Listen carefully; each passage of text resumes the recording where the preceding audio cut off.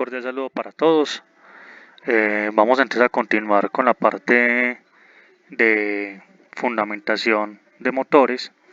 Recordemos que hablamos de que el motor tiene tres componentes fundamentales, que lo son culata, bloque de cilindros y el cárter. En clases anteriores ya habíamos tocado estos temas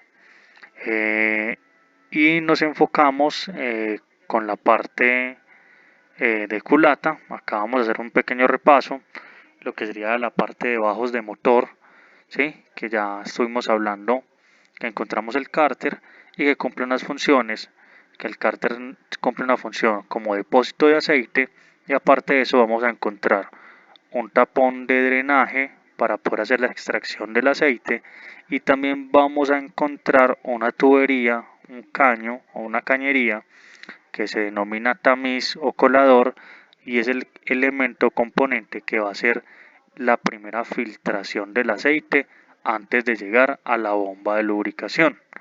También habíamos hablado que el empaque sella el motor hacia la parte inferior y que la unión de el cárter al bloque de cilindros va a estar dada por unos tornillos y que en ocasiones, dependiendo del tipo de motor, vamos a encontrar que puede generarse, o vamos a encontrar, perdón, un empaque o una junta que puede ser de caucho o de corcho y en algunos motores vamos a encontrar que viene un sellante, ¿sí?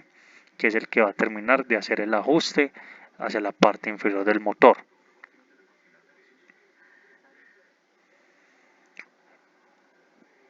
En el bloque de cilindros, como ya hemos hablado en ocasiones, el bloque de cilindros es la estructura principal del motor, ya que allí va a estar soportado todos los componentes y vamos a encontrar el conjunto móvil.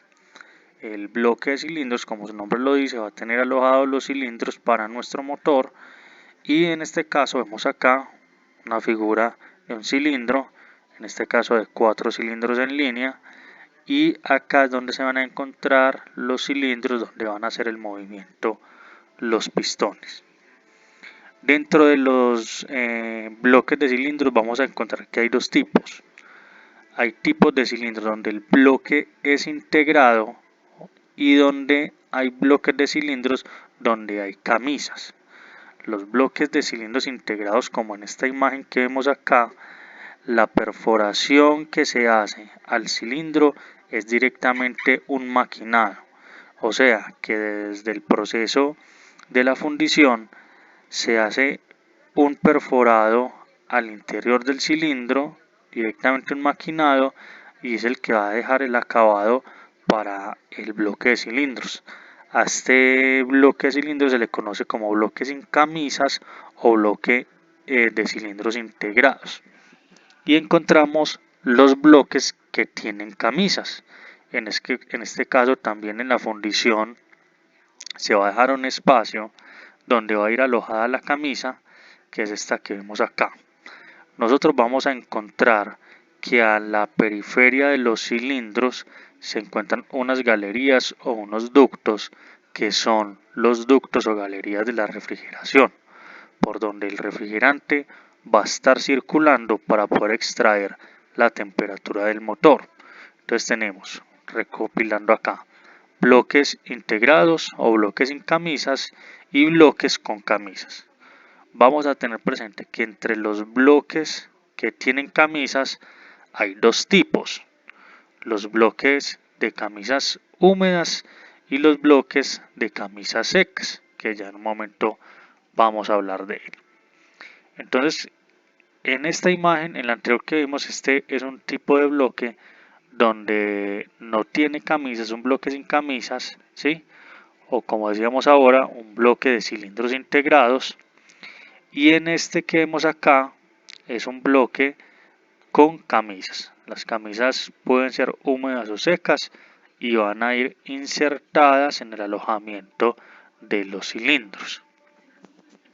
Al interior del cilindro, sea de bloque sólido o de camisas, el cilindro nosotros vamos a encontrar que tiene unas pequeñas rayas, líneas o surcos, ¿sí? A ese acabado que tiene el cilindro se le conoce o denomina como bruñido y cumple una función. La función es que sobre esas líneas que nosotros encontramos, esos pequeños surcos o especie de rayas, se va a adherir la película del aceite y es lo que va a generar que se lubrique cuando el pistón está haciendo su desplazamiento. De hecho, si nosotros encontramos que al desmontar un bloque de cilindros vemos que las paredes del cilindro están completamente lisas, sería de preocuparnos porque eso quiere decir que ya tiene un desgaste los cilindros y eso generaría unas fallas como son consumo de aceite, pérdidas de compresión. Siempre que se realiza una reparación de motor o que se hace un rectificado o cambiamos las camisas, siempre se debe realizar ese acabado al interior del cilindro. Hablábamos ahora de que encontramos camisas de tipo secas y camisas de tipo húmedo. Vamos a tener acá en cuenta que el bloque de cilindros tiene un orificio donde van a ir alojadas las camisas. ¿Y por qué se denominan camisa seca o camisas húmedas? Lo primero que vamos a tener presente es que las camisas, tanto secas como húmedas, van a ir insertadas al bloque de cilindros. Cuando hablamos de camisa seca, vamos a encontrar que la inserción de esa camisa al bloque de cilindro va a ser un poco más compleja porque va a requerir de que se utilice en algunos casos de una prensa para poder ser insertada al interior del cilindro. En las camisas húmedas no. Las camisas húmedas tienen unos O-rings a la parte inferior y unos sellos a la parte superior que van a terminar de hacer la fijación y en su gran mayoría se pueden insertar con la mano. Las camisas secas va a tener una particularidad de que el refrigerante no tiene contacto directo con las paredes del cilindro.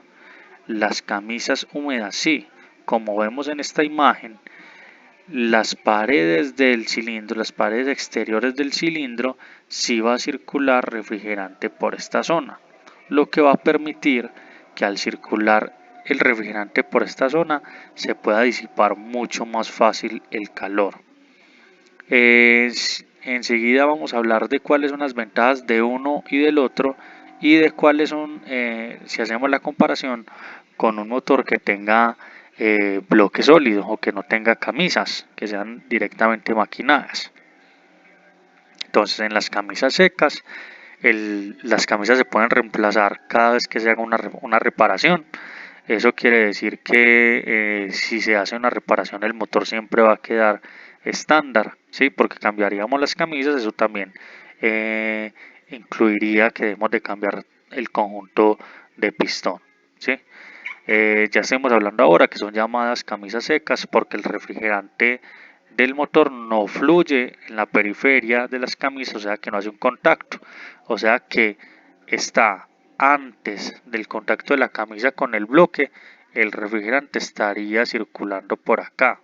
Acá ya encontramos, digamos que una desventaja de este tipo de camisa seca y es que la disipación de calor va a ser menor, ¿sí? Ya estuvimos hablando también de que la extracción de la camisa es un poco más compleja porque en su gran mayoría requiere de que se utilice una prensa tanto para su inserción como para poderlas desmontar. Tienen unos beneficios que son reemplazables. Si un cilindro se raya puedo cambiar una sola camisa, pero eso también depende de otros factores que los hablaremos más adelante. Desventajas: el problema de durabilidad con el motor, la mala disipación del calor y que es un poco más complejo poder hacer su extracción. Con las camisas húmedas vamos a encontrar unas ventajas: mayor disipación de calor, ¿sí? Vamos a encontrar también que es fácil su manipulación.